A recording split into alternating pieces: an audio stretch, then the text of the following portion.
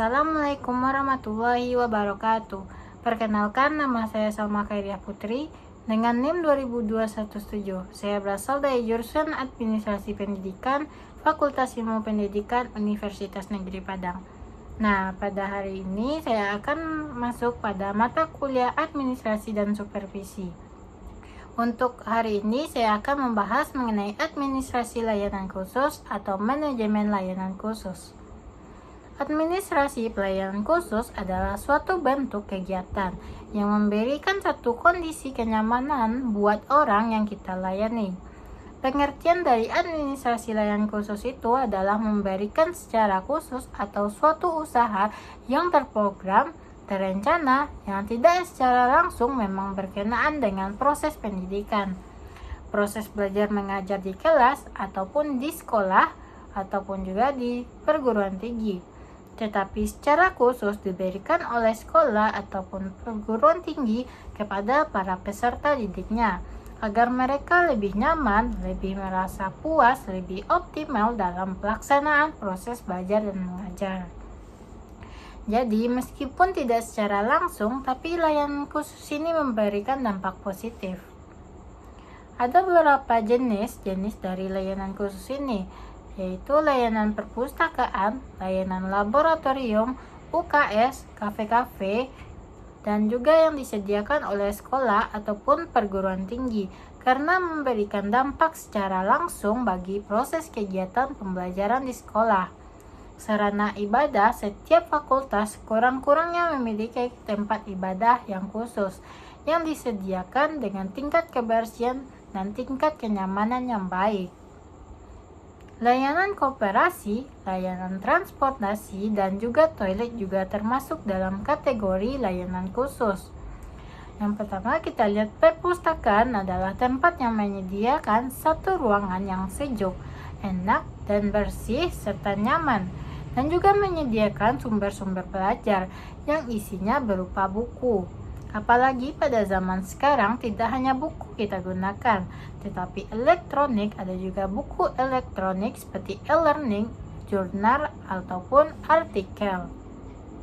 Fungsi dari perpustakaan ini yaitu yang pertama memberikan kesempatan kepada siswa, kepada peserta didiknya, kepada mahasiswa untuk menambah wawasan pengetahuan, mempelajari kembali semua materi-materi yang diperlukan dan juga dibutuhkan yang telah diberikan oleh guru ataupun dosen sehingga bisa melengkapi tugasnya, mencari tugasnya, menyelesaikan seluruh tugasnya yang diberikan. Yang kedua, fungsinya yaitu informasi, tempat mencari informasi yang berkenaan dengan pemenuhan rasa ingin tahu. Tapi kalau ingin tahu seluruh dunia, apapun yang mereka ingin tahu, beratnya diperlukan sekarang adalah perangkat komputer. Lengkap diikuti dengan wifi yang kuat sehingga mereka bisa mencari apapun yang mereka mau dalam konteks pendidikan melalui komputer ataupun laptop. Yang ketiga fungsinya yaitu rekreasi. Ini yang sangat luar biasa.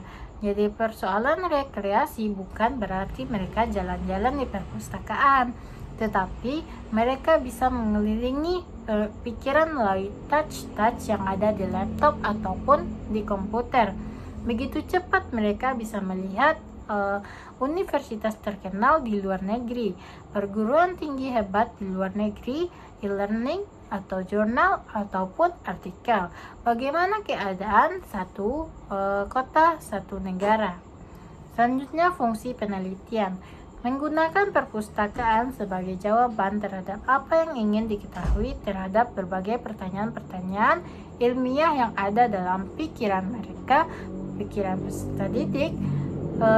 Jadi kadang-kadang lahir sebagai orang-orang yang mempunyai hebat, hasrat ingin tahu yang tinggi tanpa harus bertanya kepada guru ataupun dosen. Atau justru sudah bertanya ke guru, kadang-kadang jawabannya tidak memuaskan. Karena ingat, tidak semua guru kita yang mampu beradaptasi dengan perkembangan zaman sekarang ini.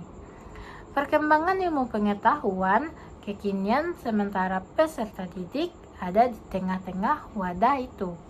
Asal keinginan tahuan mereka, akhirnya kemana berkabut tempat untuk mencari. Kita lihat layanan khusus yaitu laboratorium adalah sarana penunjang pembelajaran baik tertutup maupun terbuka yang dipergunakan oleh guru dan siswa untuk melaksanakan praktikum yang namanya penyelidikan, penelitian, percobaan, pengembangan apalagi atau bahan-bahan pembekuan. Banyak setiap sekolah, setiap perguruan tinggi harus mempunyai laboratorium.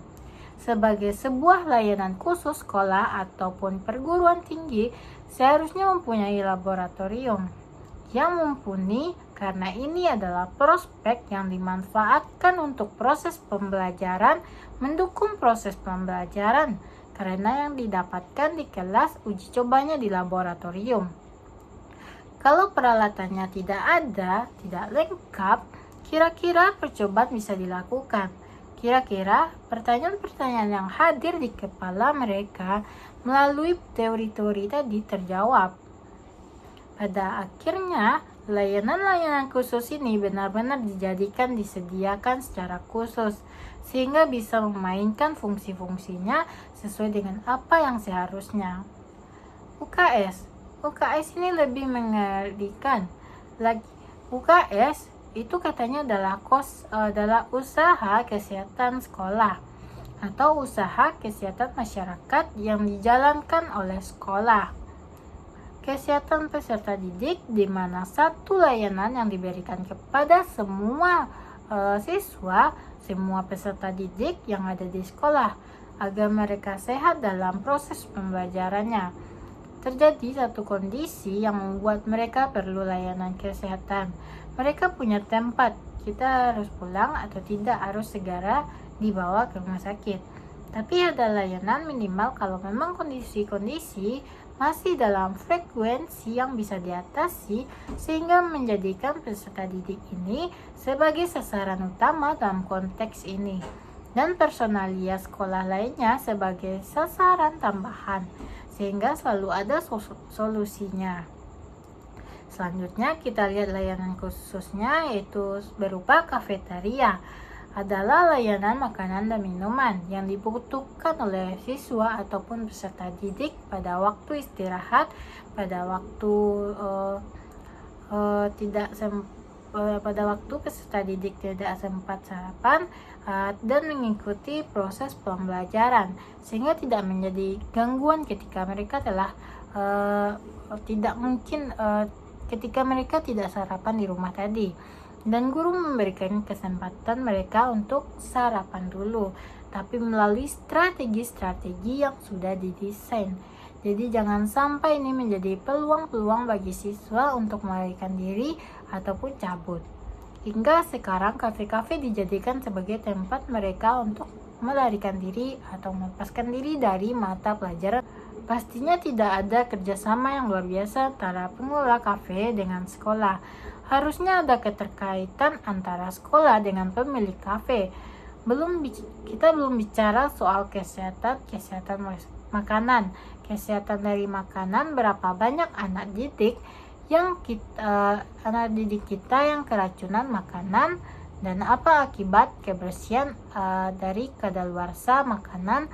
Dan ingat, belum lagi persoalan yang sebenarnya tidak dianjurkan kafe yang berada di tengah-tengah sekolah yang notabene sekolahnya kecil dan ada di tengah-tengah pula, sehingga mereka semua di situ sampai ke kelas bukannya menopang atau membuat proses pembelajaran lebih baik, tapi justru mengganggu.